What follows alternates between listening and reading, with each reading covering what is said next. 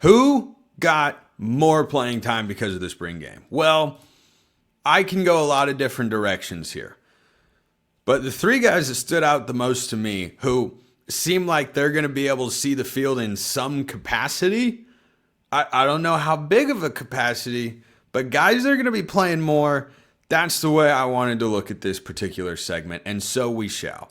Let me start with the number one guy, and some of this is absolutely based on the position the guys are playing. Is there actually an avenue towards seeing the field?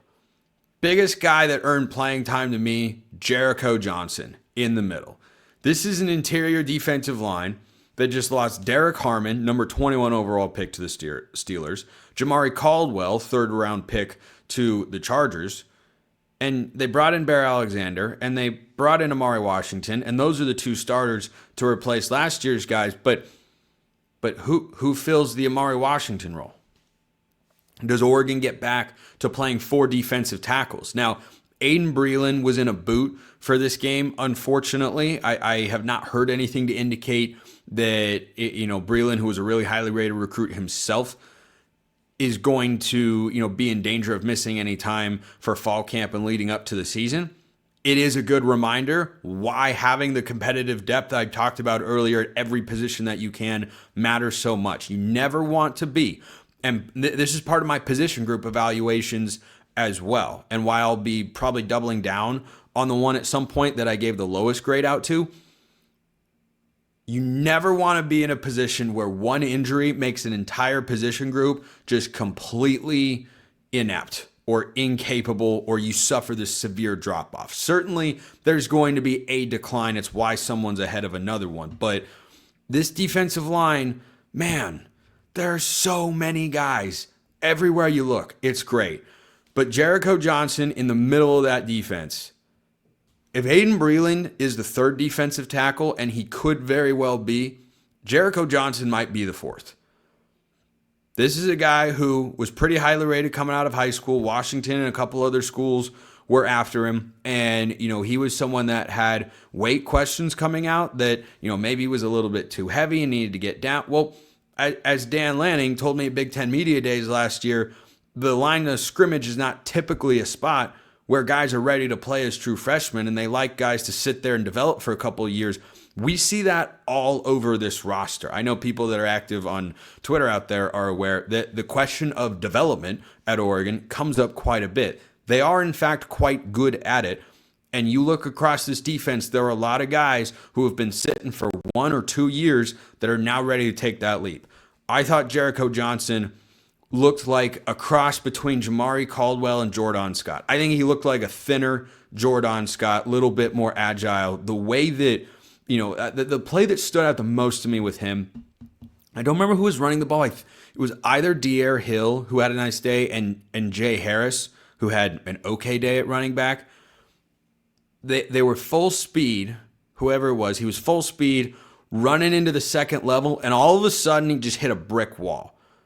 And that brick wall wasn't the chest of Jericho Johnson. That was his right arm. He was still kind of latched onto an offensive lineman. He just reached out, stopped a guy, made the play. He did that a couple of times, and he was just really active overall and disruptive. And that's the best thing that, you can say about interior defensive linemen sometimes. You're not always going to rack up huge stats the way the edge players can. Mateo racked up 10.5 sacks last year, tied for 8th in the country, led the Big Ten.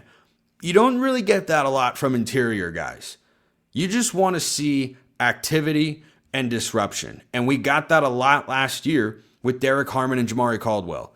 Jericho Johnson was disruptive on Saturday on more than one occasion, particularly against the run. Now, as a pass rusher, I thought Terrence Green did a little bit more, but Johnson looked like somebody who, in his second year could be ready to go. There are a lot of guys that could be ready to go, but he was someone to me that, because of the position group he's at, remember last year they played 3 defensive tackles, Harmon, Caldwell, and Washington, and thank goodness they stayed healthy all throughout the year. But the year before, they were playing 4. It was Dorless, Popo, Casey Rogers, and Taki Taimani. I wonder if last year they didn't feel like anyone was ready to be that 4th guy, or if the 3 in front of them were just so good that they wanted to give him as many snaps as possible? Don't know. But I'd watch out for Jericho Johnson. I thought he had an awesome game. I don't think Pro Football Focus does grades on spring games because it's not, technically a game. His PFF grade would have been really high, at least from what I saw in the game. So that's one. Another guy, Trey McNutt. Pass breakup in the end zone in a one-on-one with Jericho Johnson, who's a third-year player. I'm always impressed when true freshmen can make an impact in this sort of game right away because it's hard going up against college kids. I'm particularly impressed when you go up against someone who's had several years of experience. Now, Jericho Johnson at tight end is not the most experienced guy necessarily. It's still his third year of college ball. Trey McNutt looked really good. He made a couple of plays around the ball. He made the play on the back end, and I've been looking for better safety play from the Ducks really since Dan Lanning arrived. It has been consistently one of, if not the weakest area of the defense over the last several years. It just has been. Doesn't mean there haven't been guys who do some good things. On the whole, has not been a plus position. Since Verone McKinley left, the run of safeties for Oregon has not been very good. Dylan Thieneman, the Purdue transfer, he didn't do a ton in this game. I think that's because he was mostly taking guys away over the top.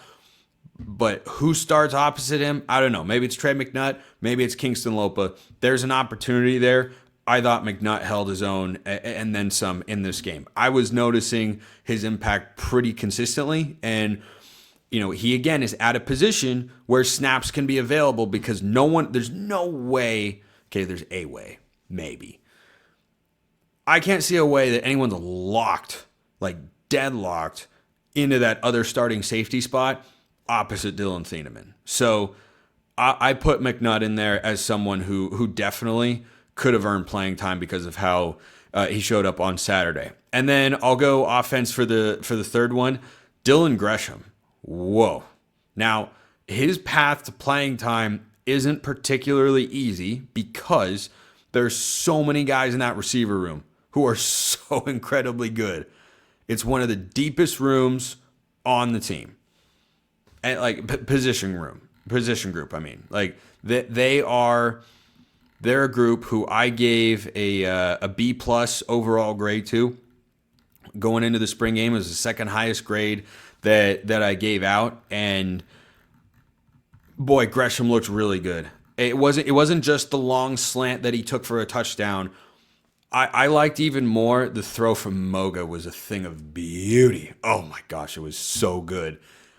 But Gresham had a little separation on the sideline, didn't push off, tracked the ball, made a contested catch going to the ground. It's good coverage. It was good coverage. Just a better throw and catch. And I thought that I believe he had the most receiving yards of anybody on either side of the ball for the Ducks, and I was really, really happy. He had he had three for 96 and a touchdown. Kenny and Sadiq had 7 catches for 102 yards. That guy is so incredibly good.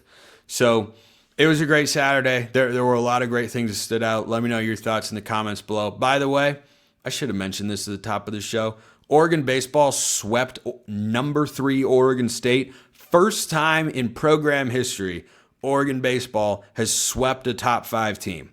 Their best series of the year by far. They've had their ups and downs, but they were number 16 going into that series. They're going to be ranked a lot higher than that come next week. And the bullpen and the pitching staff was as good as you could have possibly asked for.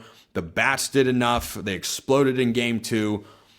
I hope that is a season-defining moment. But that contributed to an overall great Saturday for the Ducks. You didn't just sweep a top 5 team. It was the Beavs. And who doesn't like doing that? So, yeah, overall, lots of good stuff. Let me know all your thoughts in the comments below.